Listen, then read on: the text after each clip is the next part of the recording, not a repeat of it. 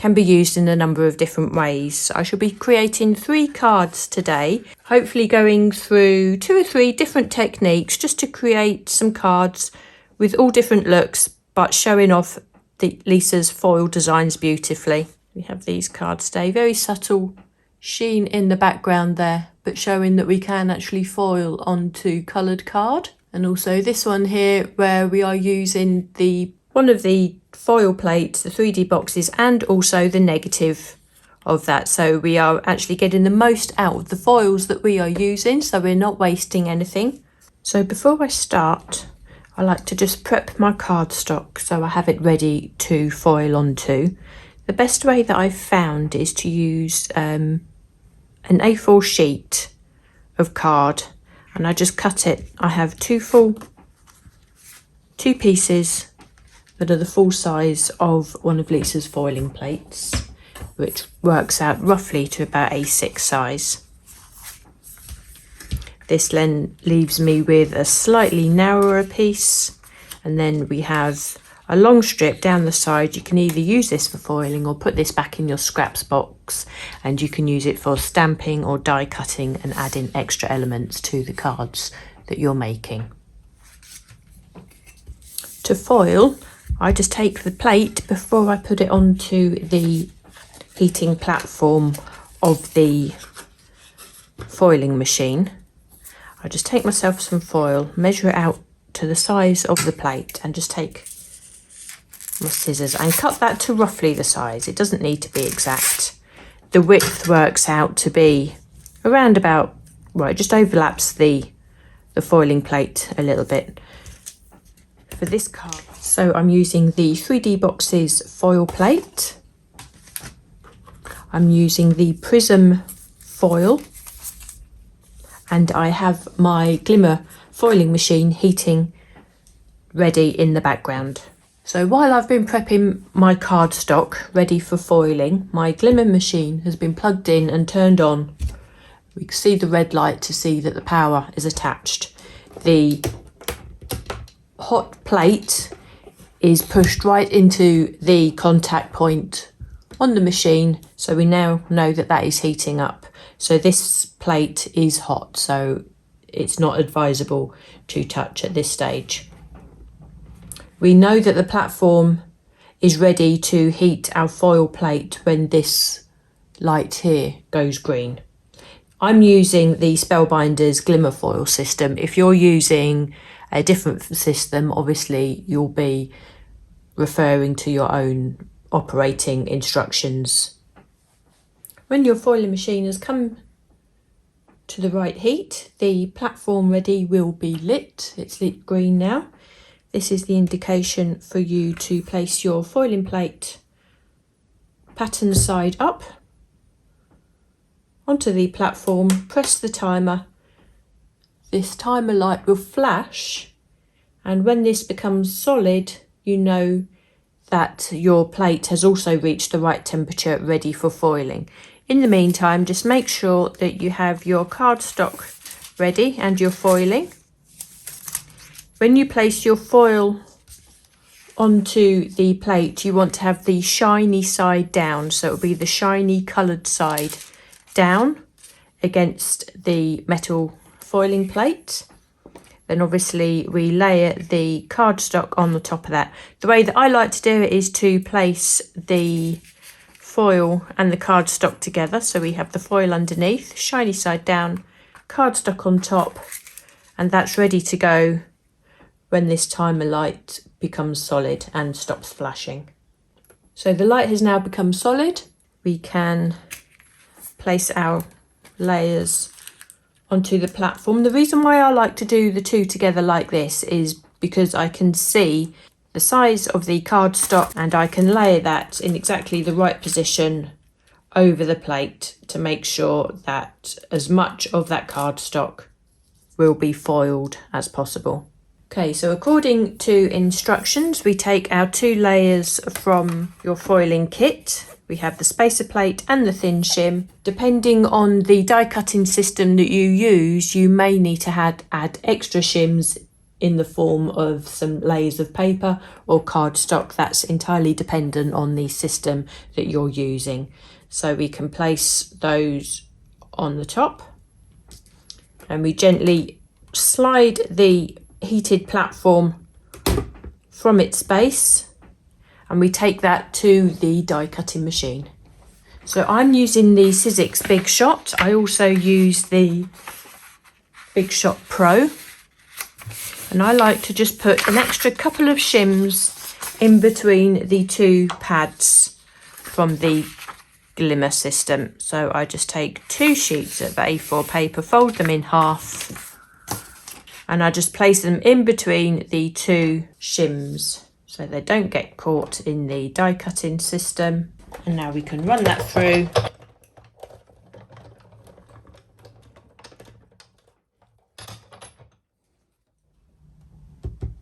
So once we've put that through our die cutting system, we just need to be a bit cautious now. I place the heated platform back onto the glimmer pad. I don't plug it in at this stage. I get my heated mat or any other heatproof protection that you have. You just remove the shims, place them on the heatproof thing, and then we can remove the foil and the cardstock from the foil plate.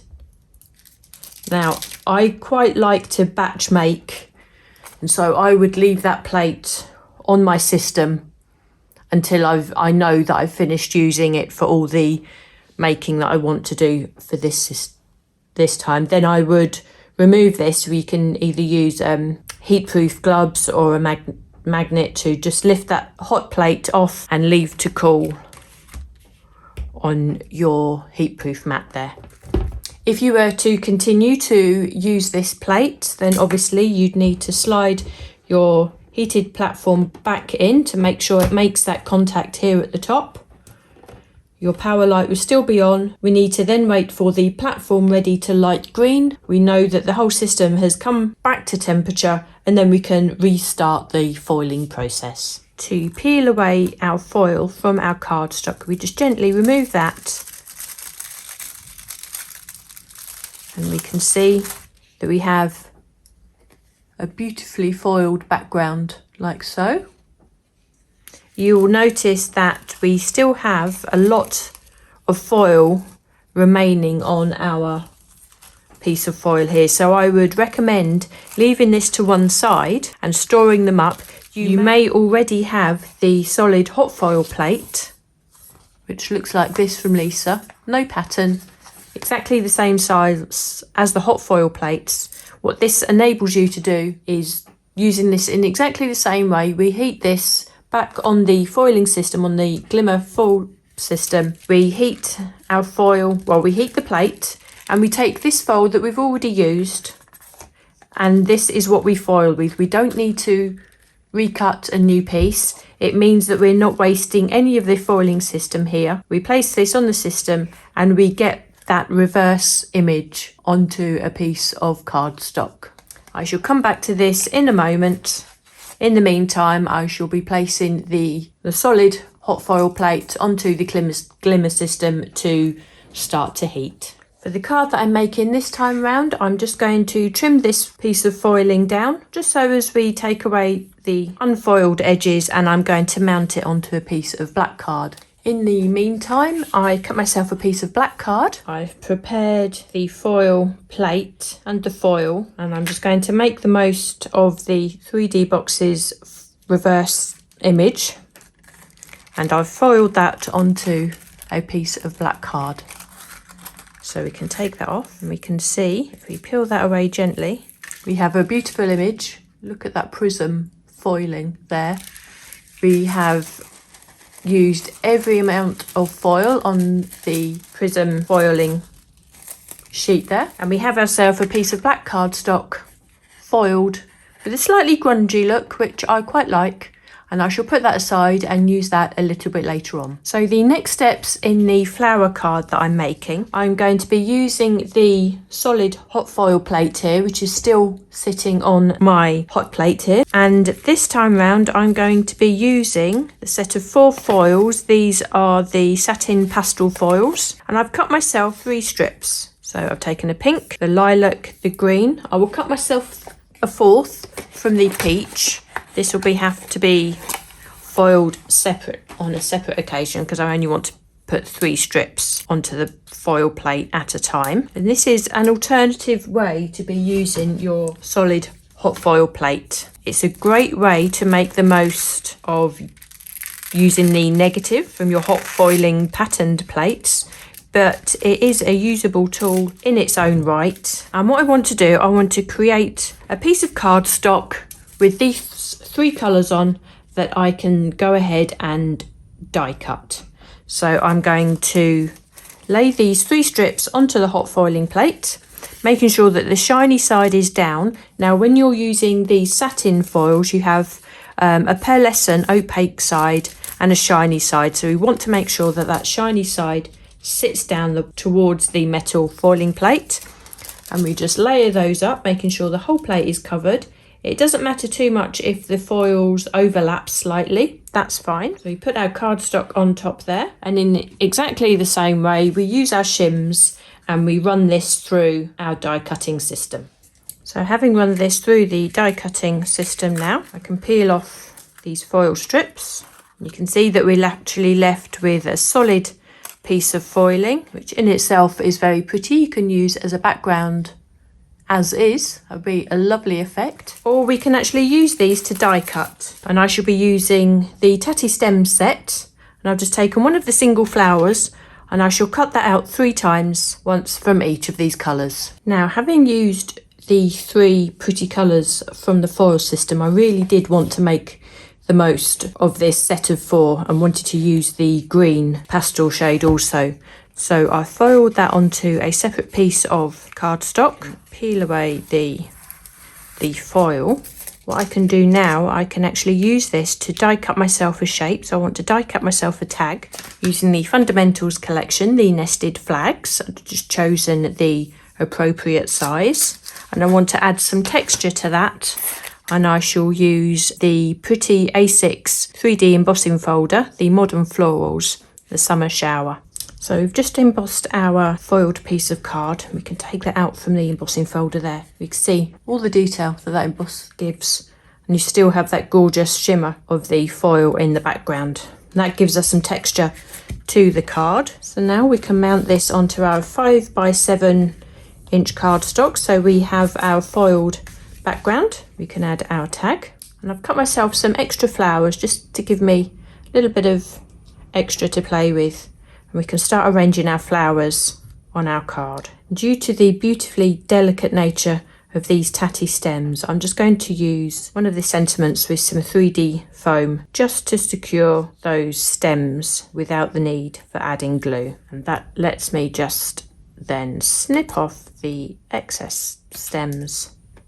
So that's just one card using a couple of techniques, using the pattern foil plates in the background and using the solid hot foil plate to create a solid look to actually enhance and get the most out of those wonderful colours. So for our second card, we can make a really super quick design, this time using again the 3D boxes or a foil plate of your choice. It would work with any of Lisa's designs. So we have the 3D boxes and we'll go back to the negative that I created earlier on. So we can see the 2 different designs there. This is using the 3D boxes and this is foiling and taking off the rest of that foil with the design as the negative in the background. So we can make the most of this. I've used Lisa's nested flags again and I've actually selected one of the flags to die cut the 3D box foil.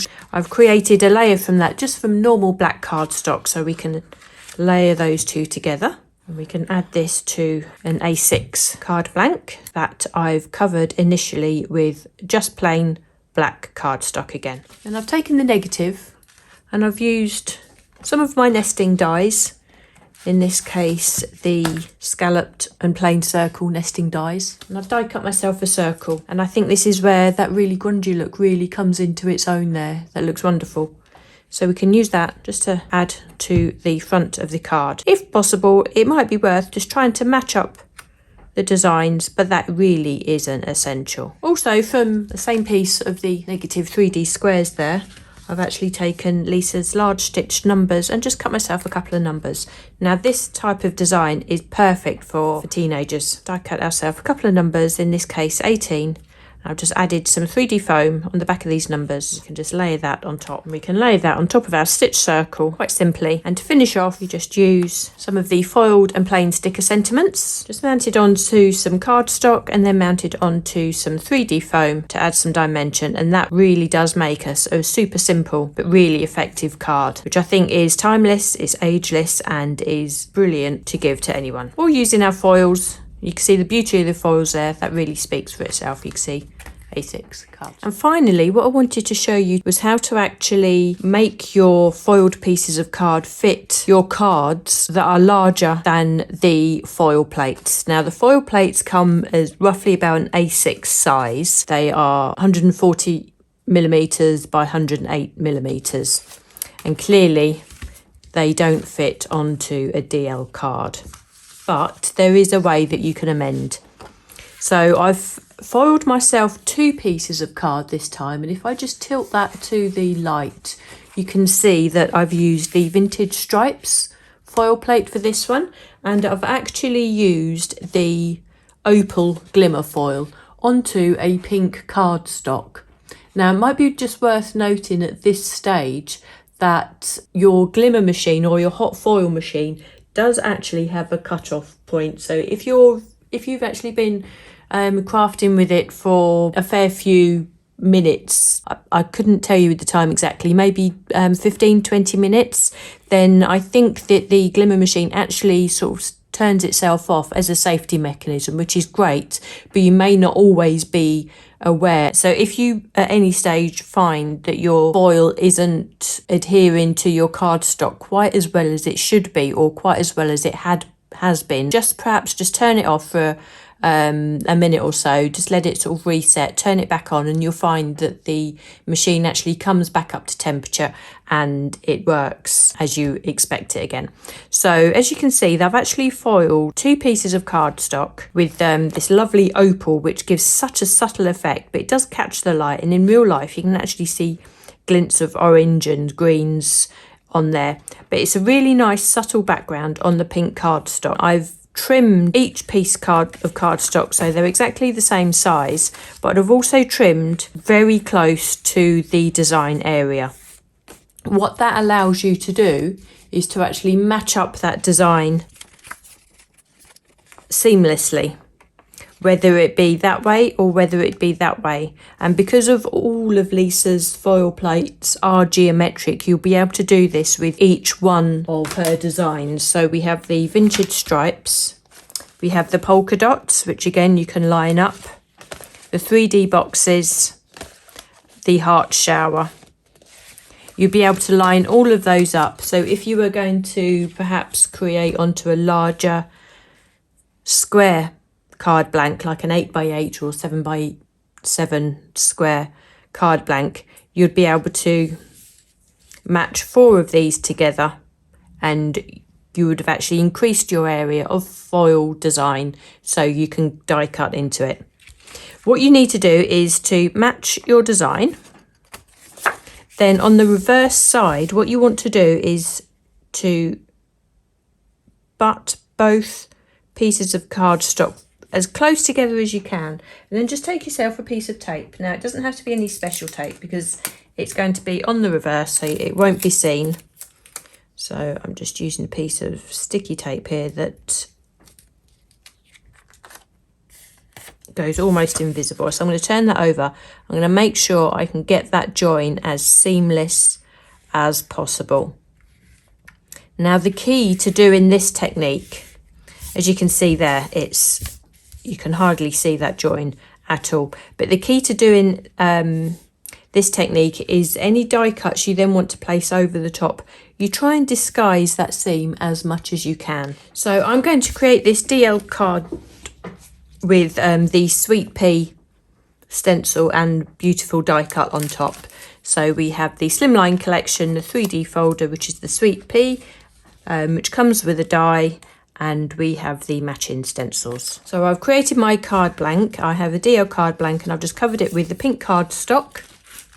Then I've die cut the torn edged DL layer to sit on top in white, and I want to have another DL layer that the that the sweet peas sit onto from the nested slim set. And you can see now that by attaching the two pieces together that we have more than enough space to die cut the DL shape from.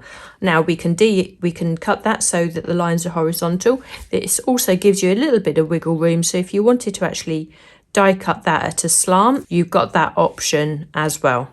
If we were to perhaps place the cardstock next to each other this way, then we'd have a very different effect. So again, just on the reverse, just apply your tape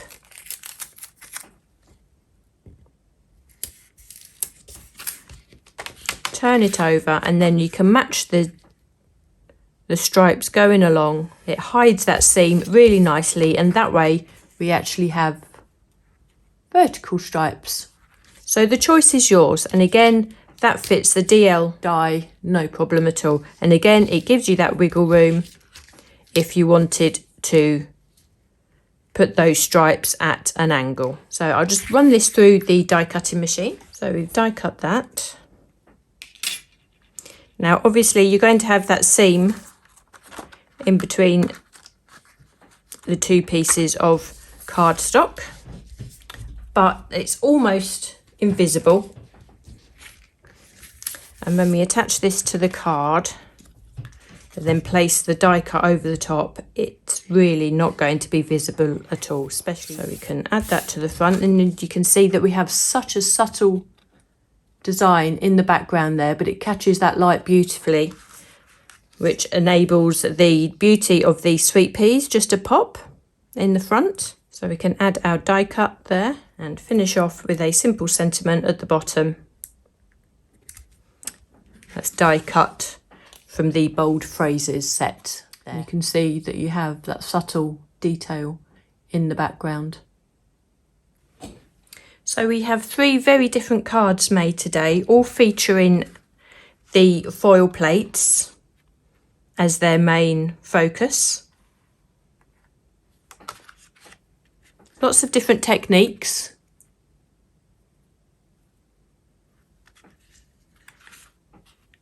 And it shows that you can actually use the foil plates on any shaped card.